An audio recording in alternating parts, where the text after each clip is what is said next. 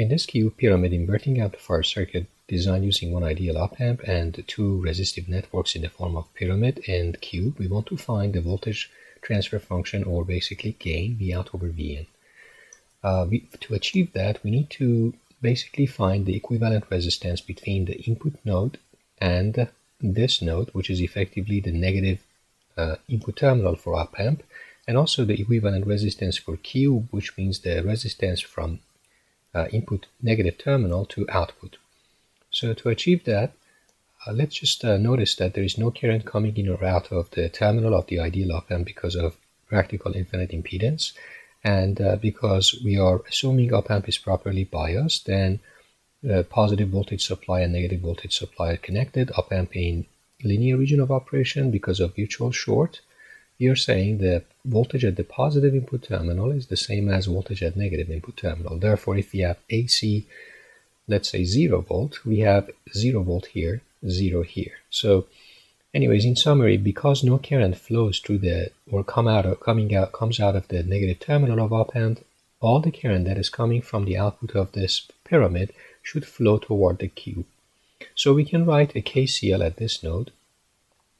And for that, we can say if the equivalent resistance for this pyramid is Rp, and if the equivalent resistance for this cube is R cube, we know that from the, let's say, non-inverting amplifier scenario or topology, if this one is Rc, and if this one is Rp, and Vin is connected to it, and positive terminal is grounded AC-wise, then we know that for this design, it's simply Vin minus 0 divided by Rp, that's the current flowing inward, that's the effectively I pyramid, and the current that going out is IC, that is going through the RC, and we can say, because of KCL at negative input terminal, so we're writing the Kirchhoff current law here, we are saying the outgoing, so IP is equal to IC, basically that's what KCL is saying, law of conservation. So then we get 0 minus V out divided by RC, and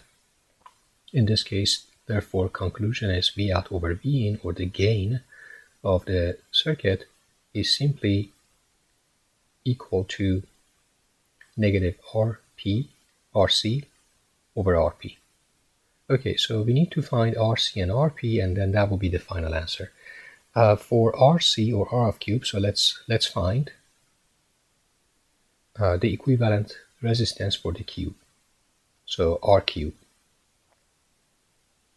For that, given the symmetry that we have in the circuit that is shown for the cube, whatever IC is coming in, as you can see here, whatever IC is coming in, is observing three similar symmetric routes, and because of the fact that there is no difference between these routes, effectively IC over 3 is going through the resistor here.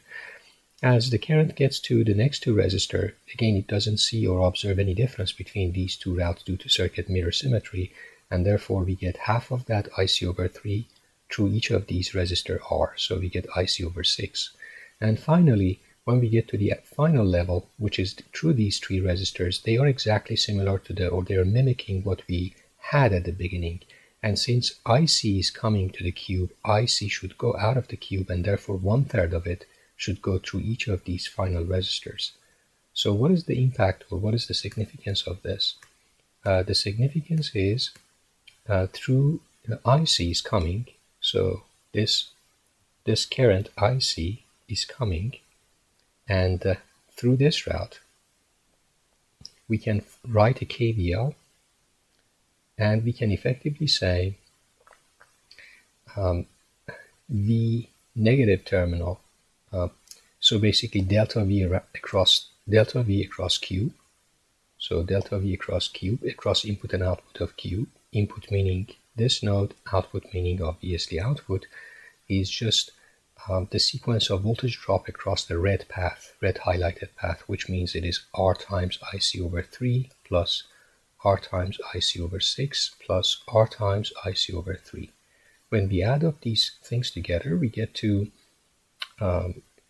5 over 6 RIC. So therefore, we got to the point that delta V cube basically the delta voltage between input-output of the cube is 5/6 times R, the current that is passing through the cube. Therefore, this is effectively R cube. That's the meaning of the input. That's the meaning of equivalence resistance.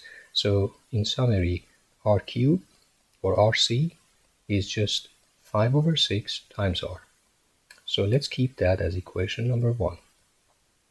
Okay, now to deal with the next thing, so let me change the color. So we're gonna deal with, we need to find the RP, the resistance across the between input-output of the pyramid as shown. So as you can see, when the input voltage is applied and current is flowing, from perspective of input-output, there is no difference between, from perspective of what we see in the circuit. It's interesting to note that the circuit cannot differentiate between these two routes. They look exactly like the same. They look exactly the same. So this node X is the same as this node Y from perspective of current flowing. So they should have the same voltage. So V of X and V of Y should match. Therefore, what I can do is I can simplify the circuit using, again, the mirror symmetry that I am observing. And by mirror symmetry, I mean I can, let's say, redraw this in this format. I can say from Vn, let me make sure, from Vn, I have, so I have a resistor going up, and these two nodes can be connected together because Vx and Vy are the same, so no current flows through them. So I can effectively say there is this one as well, which is this resistor, but then they are connected, and I am going to via this resistor R to this node, and then finally via the other one I go to this node as well, and then from here I am going to output. So I go like this, and finally what happens is this resistor, effectively because of this connection, this resistor now is in parallel with this one. So these two guys are in parallel. So therefore I end up with two resistor R and R. These are all R. And finally I have this resistor here, which shows up here. And the last one is this one that shows up here as well. And finally this node is what we have here. Okay, so that is exactly between input and negative terminal of, let's say, the op-amp. So I need to find this equivalent R pyramid. So what I need to do now, if I further simplify the circuit given this connection here, it means these two resistors are parallel. It means these two resistors are parallel. So what I'm getting is Vn. What I'm getting is Vn is R over 2, or let's say 0.5 R. That's the result of parallel R and R. So, and I get to the point and another 0.5 R. And finally, I get, for these two, I get another 0.5 R. So 0.5 R. And then I have R, which is this resistor. And I get this last R, so the bottom one, also here. And we get to the output node. Output in the sense of input-output of the pyramid, which is V negative. Now this circuit is simple. So what I can do is I can just add these two guys, that's 1.5, and then parallel with 1.5. So what I get is now, let's compute 0.5 times 1.5. So effectively I can say 1 over 2 for these guys. I can say 1 over 2 times 3 over 2 divided by 1 over 2 plus 3 over 2, which means, let me just make sure I'm not making a mistake.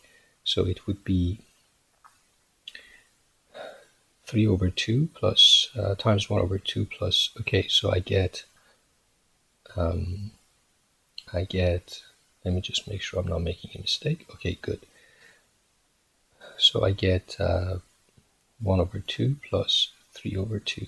So as a result, what I'm getting is I get 3 over 8 R.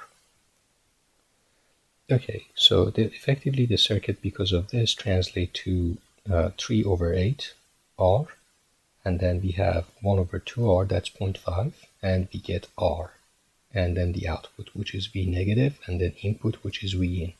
So we have again these two guys in series, so effectively this translates to, as final stage, 3 over 8 plus 1 over 2 in parallel with R. So I get 3 over 8 plus 1 over 2 is 7 over 8 R. So I have 7 over 8 in parallel with R. So the circuit becomes 7 over 8 in parallel with R. So 7 over 8 R in parallel with R. And then V negative and then V in. So that's effectively what we refer to as, let me go back to my original color. So this is our pyramid, which is effectively, so our pyramid is the equivalent resistance for the pyramid from the V into its output is 7 over 8. So let me make sure, okay, good. So 7 over 8 divided by 7 over 8 plus 1.